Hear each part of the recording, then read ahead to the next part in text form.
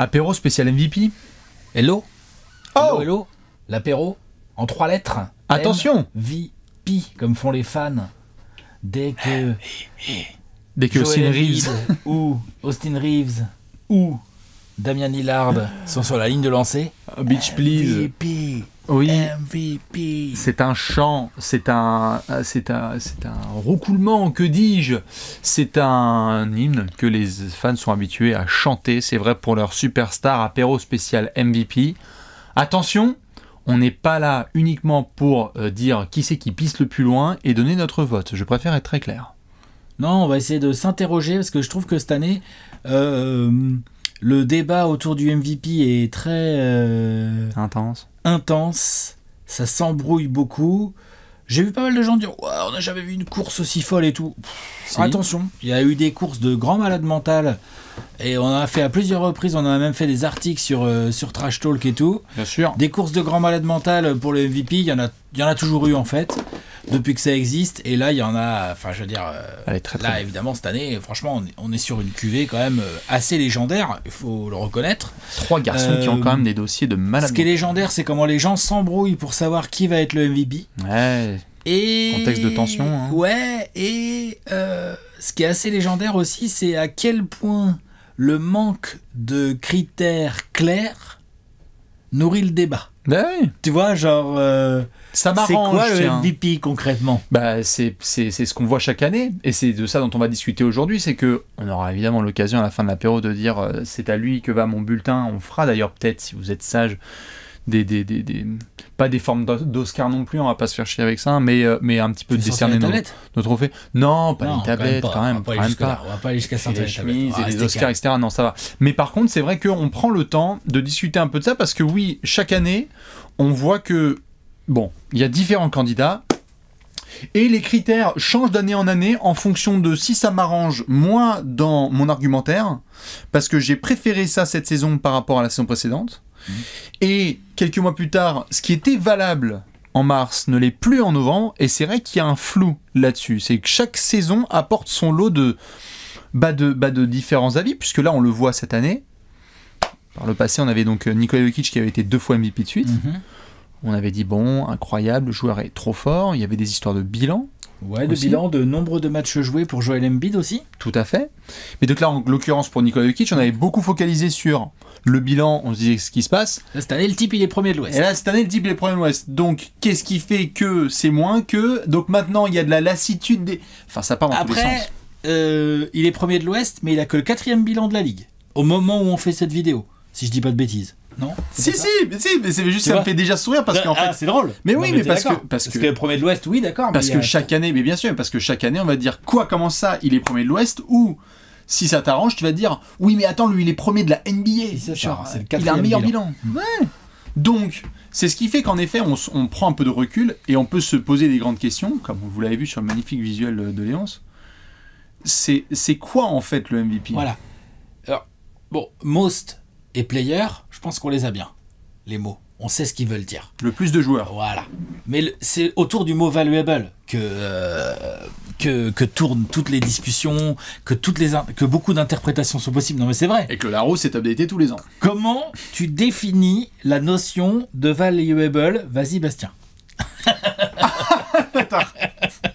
Alors, vas-y. Alors, non mais valuable en soi, si on le prend dans la forme vraiment anglaise, il y a ce côté valeur pure. On le voit dans le sport américain, que ce soit avec la NBA ou dans le foot américain. Il faut que le joueur soit fort. Il faut que le joueur soit fort. Parce que là, je pense que tout le monde est d'accord. Là-dessus, on est bon. Mais il faut aussi qu'il ait une valeur directe sur les résultats de son équipe. C'est-à-dire que très souvent, on le voit en NBA, dès qu'il commence à y avoir des levées de fourche, c'est lorsqu'on voit des joueurs très très forts, mais s'il n'est pas là, ça continue à dérouler. Alors qu'un joueur qui est là, par exemple... À dérouler ou ça va, quoi. Ça va. Un joueur qui est absent et là, l'équipe sous-performe, j'entends. Là, c'est pas mon avis, c'est juste que si tu regardes la définition du côté valuable, ça veut dire sa valeur, elle est telle que lorsqu'il est présent, ils sont forts, lorsqu'il n'est pas présent, ils sont pas forts. Et pour autant, historiquement, t'es quand même d'accord avec moi qu'on a...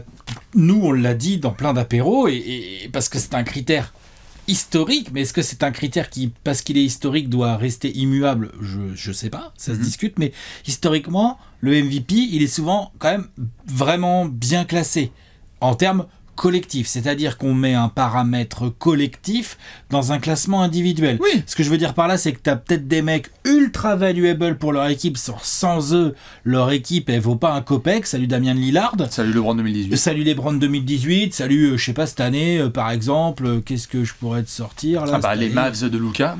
Voilà, les Mavs de Luka, bonjour. Tu vois, et pour autant, ces mecs-là sont pas du tout dans la course au MVP cette année. Non. Alors qu'ils sont valuables pour leur équipe. Luka, il y a été pendant un mois. Quoi. Donc tu es obligé tout à fait d'ajouter la notion collective. D'ailleurs, c'est très souvent quand il y a la cérémonie avec les gars, quand avant on faisait des grosses cérémonies, le mec disait, et ils disent tous, je n'aurais jamais pu avoir ce trophée sans vous. C'est vrai, le MVP c'est un mec qui est en haut de la montagne et qui reçoit le trophée, mais c'est un trophée pour toute la franchise, parce qu'il est mis en avant en gros, voilà. par le staff, par ses coéquipiers, etc. En début de saison, tu te souviens, il y avait Jason Tatum qui était dans la course au MVP. Oui. La course au MVP parce qu'il avait des statistiques. Hein. Comment ? Il n'a pas terminé. Hein. Non. Par le passé. Enfin, c'était quand même. Les fans de Boston en sueur. Pardon, excusez-moi, les fans de Boston, je pense qu'ils seront même d'accord avec moi. Il est plus dans la course au MVP vraiment. Il va peut-être être dans le top 5, quoi, mais c'est tout. À l'époque, il était avec des grosses moyennes, plus de 30 points, 8 rebonds, 4 passes et tout, et il était le meilleur joueur de l'équipe avec le meilleur bilan de la ligue. Alors, depuis, évidemment, les Celtics n'ont plus que le 5e ou un truc comme ça bilan de la ligue. Ils sont passés devant Philly, là. Le 4e bilan de la ligue, pardon, excuse-moi.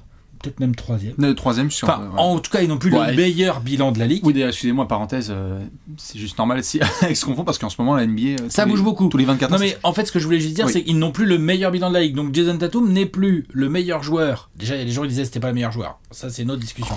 Mais Jason Tatum n'est factuellement plus le meilleur joueur de la meilleure équipe NBA, puisque il y a des équipes qui ont un meilleur bilan. Ouais. Au moins une qui joue en vert également, et qui pourrait, elle aussi, avoir dans son groupe un candidat MVP dont on ne parle pas beaucoup.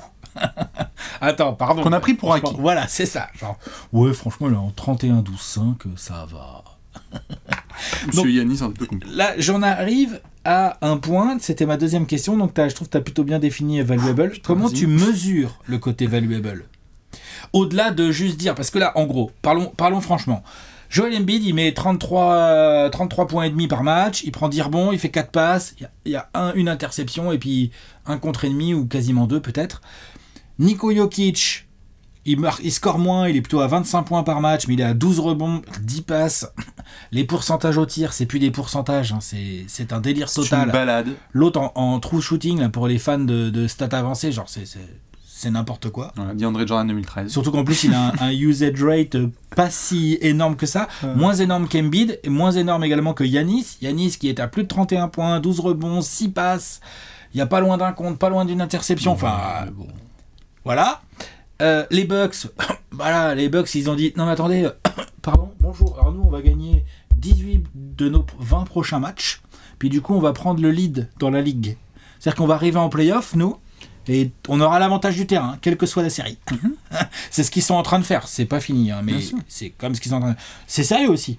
Tout ça l'idée par Giannis, parce qu'il a été dans cette série. Donc, comment tu mesures ça ? Est-ce que tu prends, par exemple, toi Bastien, est-ce que tu regardes les stats avancées, pas les plus-minus bruts, hein, s'il vous plaît, hein, mais les stats un peu avancées, genre les box plus-minus, c'est sur 100 possessions, qu'on peut trouver assez facilement là, sur Basket Référence ou sur StatMuse.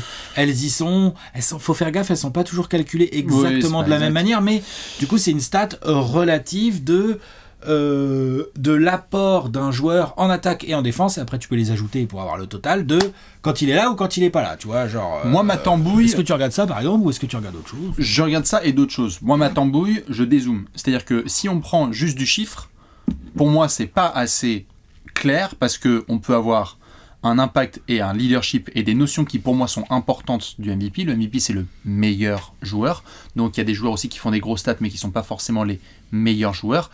Et on peut voir aussi ce qui se passe sur le terrain. C'est-à-dire que voir des stats, c'est très bien. Il y a deux côtés, par exemple. S'il y a deux côtés, mais si tu n'as pas regardé un match et que tu regardes juste une feuille, beaucoup de gens peuvent déduire différentes choses d'un match et se dire, lui, il a été énorme ou pas. Ou alors, en fait, si tu as regardé la rencontre, tu te dis, putain, le vrai most valuable player de ce match-là, c'était lui parce que dans tous les coups, il a été hyper important, il a fait les stops nécessaires et ça dépasse le cadre de la feuille. Ça, c'est vrai. Donc, et ça, c'est la vérité d'un match. Et tout à fait, c'est sur le lissage d'une saison, c'est compliqué quand même. Donc, c'est pour ça qu'on se farcit énormément de matchs pour essayer d'avoir l'avis qui, pour moi, est le plus important, c'est à la fois du chiffre, indéniable, les chiffres ne mentent pas, et en même temps, ce que l'œil voit sur le terrain. Et donc, ça veut dire qu'il y a des notions, en effet, chiffrées, il y a des notions de leadership. Je pense que t'as pas envie, entre guillemets, que le MVP soit un joueur qui n'est pas sûr d'être le leader de sa franchise, ou même ne serait-ce que n'est pas dans la conversation du meilleur joueur à son poste de la ligue. Je vois plein de gens qui sont en train de dire, parmi les conneries qu'on peut lire, qu'on ne sait pas si Jokic peut être MVP parce qu'on ne sait même pas si c'est le meilleur pivot de la ligue. Moi, je veux bien entretenir le débat. Mais si c'est pas le meilleur pivot de la ligue, il n'y a qu'une seule personne qui peut l'en empêcher. Il n'y en a qu'un qui est capable de lui tenir tête, tout à fait. Donc, moi, j'ai besoin que le mec il soit dominant à son poste. Faut qu'il ait sa performance chiffrée. Faut évidemment qu'il soit là dans les grands moments. Et, spoiler, puisqu'on va en parler dans quelques jours avec les confrontations à Denver, Bucks, Nuggets et Nuggets Sixers, il faut aussi que tu répondes dans les grands moments. Parce qu'on n'arrête pas de prendre pour acquis la saison régulière, où on dit, tu sais, ouais, tranquille, ça va. Sauf que c'est marrant, je faisais chier sur ce point-là sur la chaîne depuis quelques temps, les confrontations entre gros, ça reste dans la tête des votants. Historiquement, ça reste dans la tête des votants. Donc, il y a des gens qui n'ont pas forcément envie de voter pour un Jokic s'il se fait botter les fesses 2 fois par Embiid. Ou précédemment, c'était Embiid qui était absent. Donc là, tu fais de la psychologie sur les votants aussi. Mais ça compte, mais parce que en fait, c'est pas forcément mon avis. C'est un critère pour toi. En fait, c'est pas forcément un critère, c'est juste que historiquement, voilà comment est-ce qu'ils ont fonctionné. Maintenant, moi, comment je fais ? En effet, il y a du chiffre, du leadership, donc ce que je vois sur le terrain, de la performance, être clutch aussi. Moi, pour moi, un MVP, c'est pas un mec qui, quand le match est serré, va lâcher le ballon. C'est pas possible. Ou alors il lâche, c'est un mec tout seul qui rentre son tir. Qui a tiré les défenses et qui a fait le travail. Tout à fait. Parfois, non, mais toi qui lâche le ballon, par exemple, il va être pris à 2 ou à 3, il le lâche. Je refais ma phrase. Il faudrait pas qu'un MVP soit dans le corner, tu vois, et attendre que l'action se positionne. C'est déjà des premières bases. Après, les autres éléments, c'est différent. C'est les deux côtés du terrain, évidemment. Moi, j'y tiens pas mal, mais après, t'as pas non plus besoin d'être un monstre absolu. Steph 2016, c'était une telle déflagration offensive que qui parle de la défense de Steph en 2016 ? On parle des mecs qui étaient à côté, tu vois. On va pas commencer à chercher. Moi, ce sont mes critères principaux. Est-ce que toi, t'en as d'autres par rapport à ça ? J'avoue que je suis encore pas mal influencé par les résultats collectifs du gars. Bien sûr. C'est-à-dire de son équipe. C'est-à-dire que donc t'avais du mal avec Jokic les deux derniers ? Il faut quand même qu'il y ait un moment donné où quand même tu rends tellement les autres meilleurs que ton équipe autour de toi, elle gagne. Ce qui est le cas des 3 gars qu'on a cités. C'est-à-dire que ce soit Joel Embiid, Nikola Jokic ou Giannis Antetokounmpo. On est tout en haut. Même si, attention, ils ont des bons partenaires.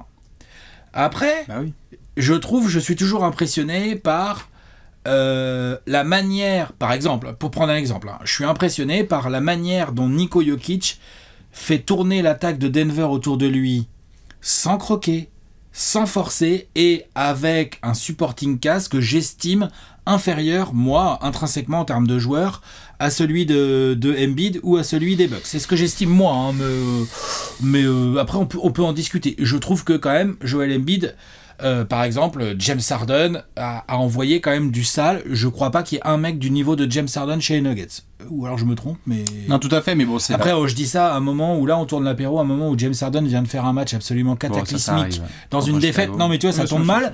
Mais la réalité, c'est que moi, il y a eu plusieurs matchs de James Harden où je me suis dit, bon, il a plus son petit coup de rein comme avant, mais alors, quel créateur, quel gestionnaire de ballon. Quelle saison globale. Quel duo en pick and roll Embiid Harden, tu vois. C'est quoi le duo de pick and roll de Jokic ? C'est Nikola et Jokic. Après, Jamal Murray, il est fort, mais il revient de blessure, il fait pas non plus une saison, tu vois. On a parlé d'Aaron Gordon, on savait pas trop qui était le deuxième All-Star potentiel à côté de Jokic. Les noms sont moins clinquants. Et Giannis, lui, bénéficie d'une équipe autour de lui, où Jrue Holiday envoie des 40 pions quand Giannis n'est pas là. Brook Lopez, il fait 800 comptes par match. Bobby Portis, il pourrait être 6e homme de l'année. Tu vois, les mecs ont récupéré Crowder. Quand ils envoient Javon Carter, Grayson Allen ou Pat Connaughton au mastic, ça y va. Enfin, je trouve, après, voilà, je trouve que ce que Jokic génère autour de lui, toute sa gravité et tout, est vachement intéressante en attaque. Question. Par contre, je le trouve inférieur aux deux autres en défense, et assez nettement. Tout à fait. Même s'il a fait des efforts, le Jokic. S'il a fait des efforts, c'est en dessous, on est d'accord. Question.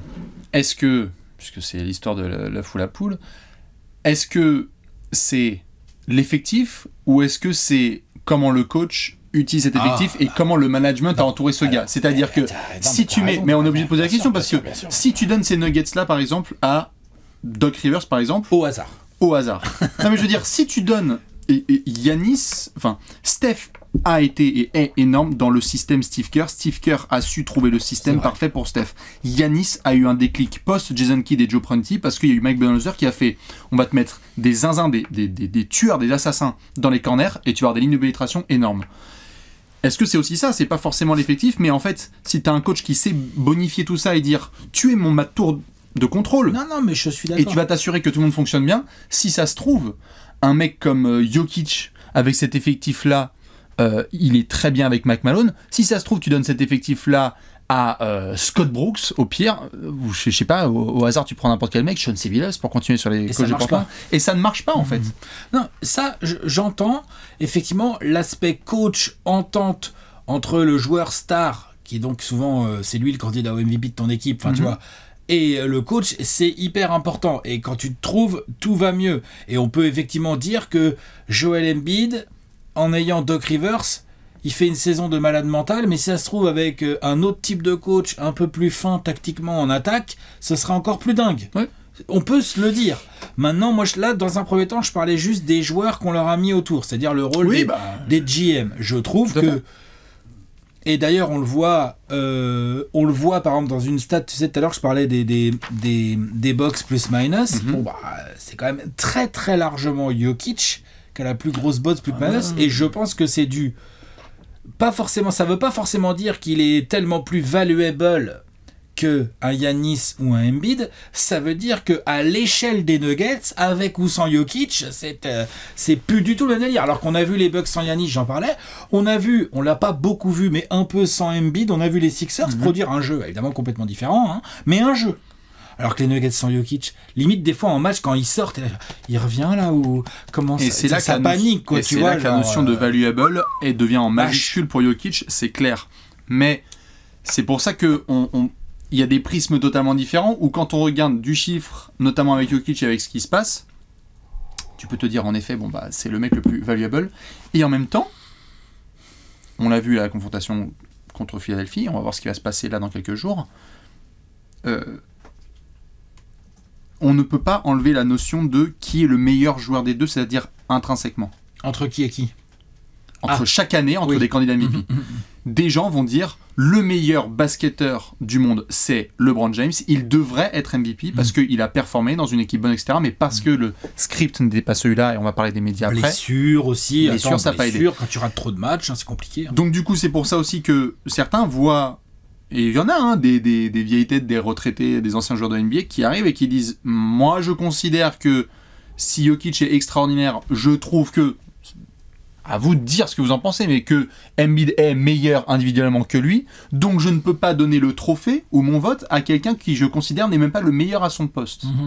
Moi, c'est pas mon avis, c'est kiff-kiff entre les deux. Mais un autre élément que je vois aussi, souvent, c'est la courbe de la saison. C'est-à-dire qu'on est dans une ère, plus que jamais avec toutes les infos qu'on a à les réseaux sociaux, où tu ne sais plus ce qui s'est passé en décembre. Donc un joueur qui a été très très fort, ultra dominant, du début de la saison au Martin Luther King Day, et qui ensuite a fait une fin de saison tout à fait correcte, et ses résultats sont bons, les gens vont totalement zapper ça par rapport à une personne qui a fait un mauvais début de saison, mais s'il a cartonné de décembre au 10 avril, c'est la rafale. Parce qu'on est tu le vois bien, on va sortir, tu m'en parlais en off, nos histoires de sondage. T'en as fait un, j'en ai fait un. En 24 heures, ça peut exploser le vote. Parce que les gens voient que hier soir, il y a une défaite. T'as vu, il n'est pas valuable parce qu'il n'a pas su finir les nets. Et Embiid a pris 6 fautes. Et du coup, Chicago a gagné. Donc, comment l'interpréter? Tout le monde l'a interprété. Ça, c'est sûr que ça bouge très très vite. Que les avis sont changeants. Toi, t'as fait un sondage le 13 mars? Le 13 mars, je fais un sondage. Quand je dis Bastien, c'est donc sur le compte Twitter de Trash Talk. Je fais un sondage. Prenons la température au 13 mars 2023. Votre vote pour le MVP, vous le donnez à qui? À quasiment 30 000 personnes qui ont voté. Ouais, et c'est quoi 47% pour Jokic. T'avais mis combien de réponses? T'avais mis quoi en réponse? Jokic, Embiid, Antetokounmpo et autres. T'avais mis autres, d'accord. Ok, c'est bien, tes joueurs. T'avais pas mis autres. Non. T'as mis un des trois. Ouais, c'est peut-être pour ça que ça a été. Enfin, vas-y. Nikola Jokic, 47%. Joel Embiid, 29%. Giannis Antetokounmpo, 17%. Et autres, 7%. Il y a 30 000 quasi-votants. Toi, t'as fait un sondage quand? J'ai fait le 16 mars, donc 3 jours plus tard. 3 jours plus tard. Moi, j'ai dit, mais qui est le MVP? Ensuite, j'ai mis Embiid avec des grandes stats en face de son nom, son nombre de points, rebonds. Et j'ai dit monstre défensif, Sixers top 3 de l'Est. T'as mis tout ça sur une ligne? Ouais, j'ai mis tout ça dans 280 caractères. Oui, monsieur. Après, j'ai mis Jokic, 25-12-10, efficacité et génie offensif unique, Nuggets premier à l'Ouest. Et après, j'ai mis Giannis, 31-12-5, monstre défensif, Bucks premier de la ligue avec Middleton beaucoup absent. Parce que j'ai parlé du supporting cast des Bucks, c'est-à-dire qu'il est même pas au top, il est même pas à 100% le truc. Non mais c'est faut quand même le dire. Middleton là, ça commence là seulement à monter en régime. D'ailleurs, je sais pas si c'est une bonne nouvelle pour la concurrence, ça, mais c'est un autre sujet. Il y a eu un peu plus d'11 000 votants. Et moi, j'avais pas mis autre. Moi, j'ai eu Joel Embiid, 41% en tête. Jokic, 31%. Et Giannis, 28%. Et ça, tu me dis, c'était le... Donc par contre, on a quand même un point commun, c'est qu'Giannis, il est derrière à chaque fois, chez toi ou chez moi. Tout à fait. Juste qu'on soit bien clair. Tu me dis que tu as posté ça le 16. Ouais, le 16. C'est-à-dire 3 jours après. Toi. Donc, quitte à être dans ça bouge vite. Hein. Pour qu'on soit très clair, quand j'envoie mon sondage, le lendemain, Denver perd contre Toronto. Oui. Bah Denver est pas dans une belle passe. Donc, Denver perd... J'envoie mon sondage au moment où Denver n'a pas commencé sa losing streak. Ils perdent contre Toronto. Tu fais le sondage, bam. Non, il va y avoir 2 défaites de... Et Philly est sur 8 victoires de suite, au moment où... Philly 7 victoires de suite au moment où tu fais le sondage. Et Embiid cartonne, puisque il vient d'envoyer, je sais plus ce que j'ai là dans mes trucs, mais ça va être le mercredi. Il bat les Cavs et il en met 36. Ouais. Et puis après, c'est vrai que j'ai vu des gens dire ouais, mais pour être MVP comme ça, quand c'est serré, il faut prendre celui qui fait la saison la plus historique. Et là, c'était un argumentaire pro Jokic. Donc Jokic, parce que il est en triple-double et il a une efficacité de taré. 2 choses qui, factuellement, sont vraies. Il n'y a pas de problème. Hein. Juste, il y avait des gens qui répondaient, ils disaient ah, mais bon, Embiid, s'il est 2 fois de suite meilleur scoreur de la ligue en étant pivot, ça aussi, c'est pas arrivé depuis Shaq. Tout le monde a des dossiers de malade. Qu'est-ce que je dis, Shaq, il a pas été 2 fois de suite. Non, il faut monter à Wilt. Ouais. Ou peut-être... non, Jabbar. Bref, on s'en fout. Jabbar, peut-être 2 fois de suite. J'avais déjà fait l'erreur là récemment dans un apéro. Mais en tout cas, voilà le genre de conversation dans laquelle on met Embiid. Hein. Wilt, Jabbar, tu vois. Non mais... C'est ce qui fait que là, le finish va être haletant. Moi, je comprends en fait chaque board. C'est-à-dire que si tu es du côté des fans de Denver et qu'ils disent « Putain, les frères, il l'a été 2 fois. » Et là, vous nous aviez dit, il n'a pas le bilan, il est numéro 1 à l'Ouest. Il est en triple de moyenne. C'est quoi votre fucking problème? Il a un moment... donc, certains vont sortir ça. Et puis du côté de Philly, on va dire « Les mecs, qu'est-ce que vous voulez de plus ?» Et on va lui demander d'être numéro 1 de la conférence Est. Et là, t'as les fans des Bucks qui arrivent qui disent « Pardon ?» Et nous, on a le meilleur joueur de la ligue, par contre. Et exactement. Et j'avais posé la question, qui est le meilleur joueur au monde? Qui est le meilleur basketteur au monde? Et là, le débat, il est ouvert. Et pareil, il y a des gens qui vont dire, excusez-nous, en fait, on a le mec le plus dominant des 2 côtés du terrain. Et en fait, il a le meilleur bilan de la ligue. Et en plus, leadership de taré, avec des blessures dans tous les sens. Moi, ce qui me gêne le plus, et je sais pas ce que t'en penses, mais ce qui m'a gêné le plus là sur ces dernières semaines par rapport à la discussion MVP, c'est que moi j'adore en parler tous les jours, parce que c'est vraiment le côté qui c'est qui pisse le plus loin, le crocodile est meilleur que machin truc. Mais c'est que certains, j'ai l'impression, ne peuvent pas s'empêcher pour soutenir leur vote et leur candidat de cracher sur les autres participants. Ça, moi, ça m'emmerde.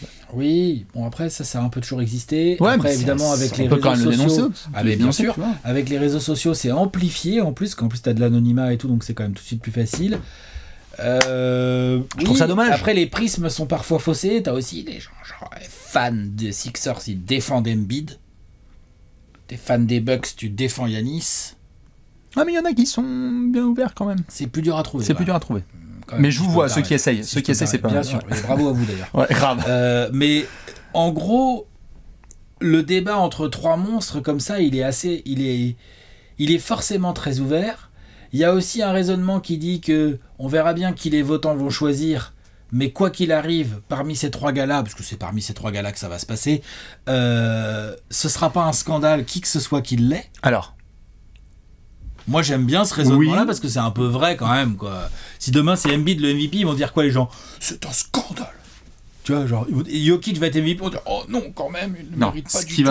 Ce qui va se passer, 2 points -1, 2, 3, 4, c'est 1 du côté de Denver, je peux comprendre.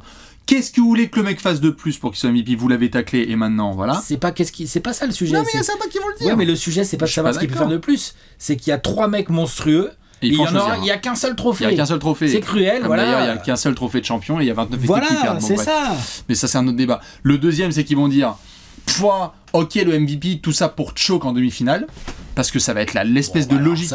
C'est stupide, mais ça va être ça, c'est l'argument le plus flingué de la Terre. Je comprends, c'est pas le mien, je dis juste voilà ce qui va se passer. C'est tant bien parce que c'est un trophée de régulière en fait. Donc. Et donc, c'est pour ça que je te tendais la perche. Pourquoi ? Parce que qu'est-ce que tu penserais d'un seul trophée de MVP qui est donné en juin ? Ah non.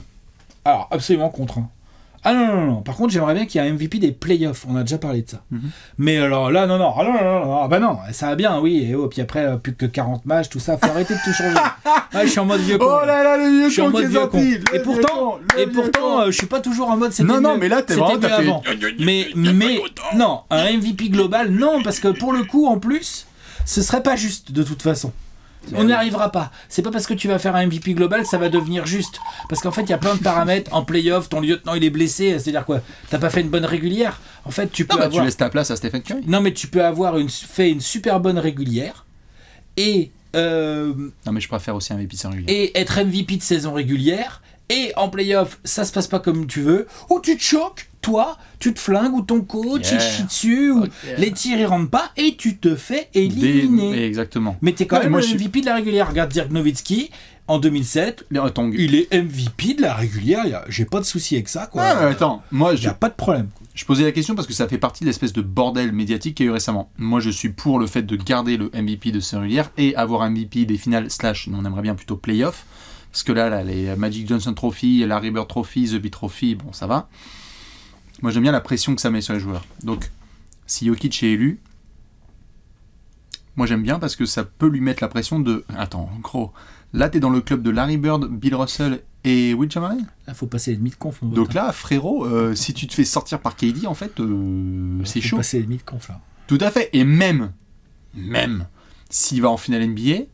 Je crois pas que les gens vont être hyper contents que le MVP juste aille en finale NBA. Les gens veulent le sacro-saint, ce qu'on a vécu avec LeBron, Shaq, Jordan, Larry, le fameux saison MVP de régulière, MVP finale MVP. Ça, c'est le fermage de gueule total. Duncan a dû le faire aussi, non ? Duncan a fait en 2003. Il y en a quelques-uns qui ont réussi à le faire. Duncan, il y a chaque fois, Jordan, LeBron, tout à fait, Bird. qui a fait. Bird, il l'a fait. Steph l'a pas fait. Non, Steph l'a pas fait. Non, ouais. Ah si, non, 2015. Non. Ah si. Non, il est pas MVP de finale NBA, c'est André Godala. Ah oui, il est pas MVP des finales, putain. Oh la vache. J'ai même pas fait exprès. Waouh, mais quelle violence ça. Je m'en remettrai jamais. Jamais de ce vote. Jamais. Ça, c'est vraiment les mecs. Tu vois, ça, c'est ça, vraiment. Non, c'est Godala, le MVP des finales. Putain, il a limité en 41-8-12. Fais chier. Bon, donc, t'as Jokic qui, par exemple, a la pression d'un MVP, triple MVP de suite de saison régulière, qui doit faire des choses en playoff. Tu as Embiid qui, potentiellement, s'il le gagne, doit prouver aussi en playoff. Bah non, Giannis, quand il gagne, il est pas MVP de régulière. Ouais, non. Donc, en soi, les trois ont un énorme niveau de pression. Et l'année prochaine, le débat sera différent. Tu t'en souviens, il y a 5 ans, quand il y avait cette histoire de Russell Westbrook, on avait dit jamais on devrait avoir un MVP qui est 6ème de sa conférence, et le mec était en 30-10-10, et on venait de rentrer dans une sphère qui était inconnue, et on a dit, tu sais quoi, venait de le lâcher. Tout à fait, on a dit, tu sais quoi, prends le trophée. Mais ça a ouvert aussi une porte. Ça a ouvert une porte sa saison est historique. Ouais, mais en fait, la saison de Embiid, elle est historique, tu as dit tout à l'heure. La saison de Giannis, elle est historique. Bien sûr. La saison de Luka, elle est historique. Donc il y a des paliers, évidemment, d'histoire. Mais c'est fascinant de voir que jusqu'au bout, cette année, on aura un niveau... Là, je pense que l'annonce, ça va choquer tout le monde. Ça va choquer tout le monde. Si t'as l'annonce officielle du tweet de la NBA, bravo Nikola Jokic, et 3 fois, il va avoir des scandales. Déjà, j'attends de voir le podium. J'ai vu des gens qui disaient oui, Giannis sur le podium. Qui a dit ça ? J'ai vu. Des gens un peu sérieux dans les médias ricains. Oui, bah... J'étais là, genre, je sais pas, il peut être MVP. Hein. C'est Perkins, c'est ça? C'est celui qui commence à faire des histoires de... Bref.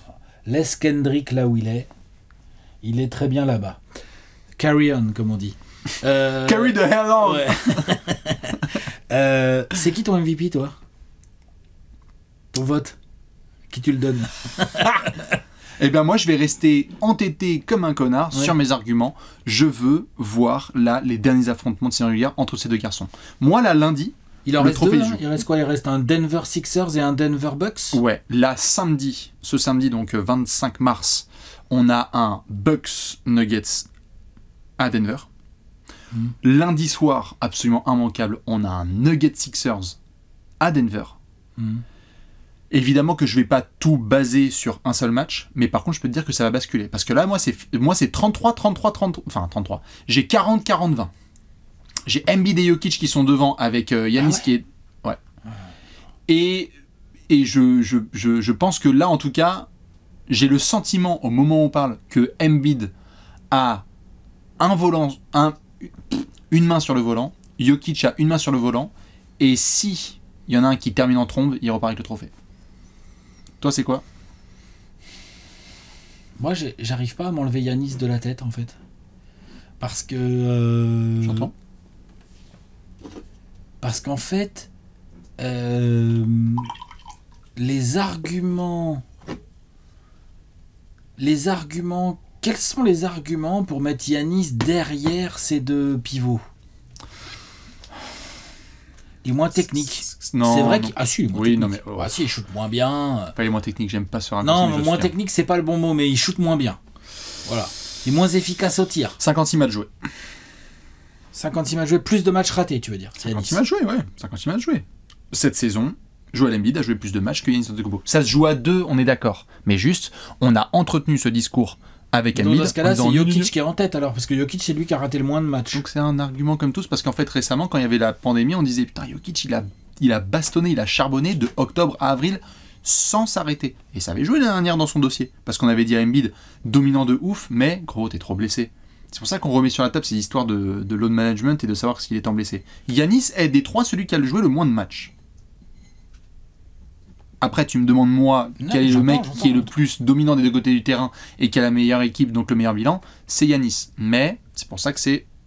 J'ai le sentiment que ça joue entre Embiid et Jokic et que Giannis va regarder. En fait, moi, j'ai le sentiment que ça joue entre Embiid et Jokic dans la tête des votants et ça m'énerve. Parce que je pense que Giannis doit complètement être dans cette discussion. Oui, il est. Non, mais non, y être vraiment, tu vois. Pas être derrière dans tous les sondages. Et je pense qu'il va être derrière aussi quand on va voir les résultats des voix. On va faire, ok, d'accord, Giannis. Eh bah, tu sais quoi? Il était sur le podium. On vient d'en parler avec cette histoire de sondage. Je te donne rendez-vous samedi soir. Sur ma vie, si Yannick... Waouh. Yannick, c'est un mélange entre Yannis et Jokic. Nicolas Yannick. Nicolas Yannick, t'imagines le joueur de zinzin. Si Yannis, toi, waouh. Si tu files le physique de Giannis Antetokounmpo à Jokic ou la technique de Jokic à Giannis... C'est trop bizarre. Les deux pôles extrêmes. Si Giannis se ramène à Denver et fait une dinguerie, t'inquiète, hein. À l'apéro, il y en a qui vont le regarder dimanche et qui vont faire genre quoi, mais attends, mais de ouf, il faut qu'il soit encore plus.